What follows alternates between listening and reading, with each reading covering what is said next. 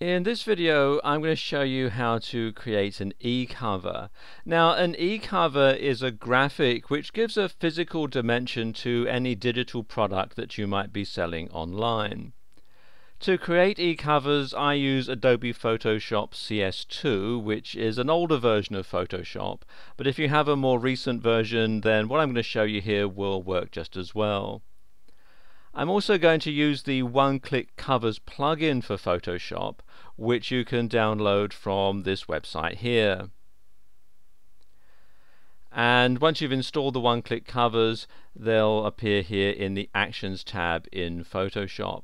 And what these are basically a pre-programmed set of instructions that Photoshop will follow. So it automates certain tasks so you don't have to do them yourself manually over and over again.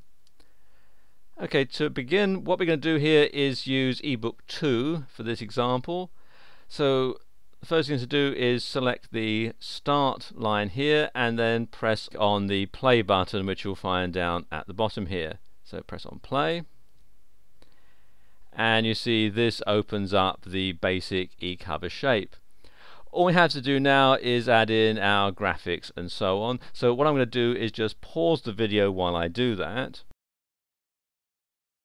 Okay, I've put in some simple graphics here, and I've also saved it as a Photoshop PSD file. You see here I've called it fantasticcover.psd, and I always save my eCovers as a PSD file when they're at this stage, when they're in this flat stage. And the reason that I do this is because later on, when they've been put into the ebook format, which you'll see a bit later, if there's anything that I don't like about it, or I need to go back and make any changes, then it's much easier to do it at this stage.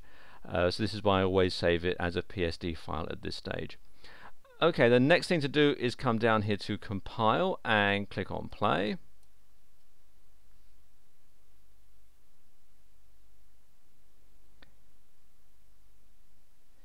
And you see Photoshop does all the work in the background to turn it into an eCover like this. And then finally what I need to do is come here to finish and again click on play, and that trims it down to the correct size. Now I need to save it so that I can incorporate it into my web page, and for this I'm going to use the Save for Web function. So come here to File, Save for Web, and this enables you to save it in all sorts of different formats. You can save it as a JPEG or a PNG file and some others as well, and there are also some presets that you'll find here. And also, if I move this up a little bit, if I click on this icon at the bottom here, I can preview it in my default web browser, so I'll see what it looks like when it's actually on my website.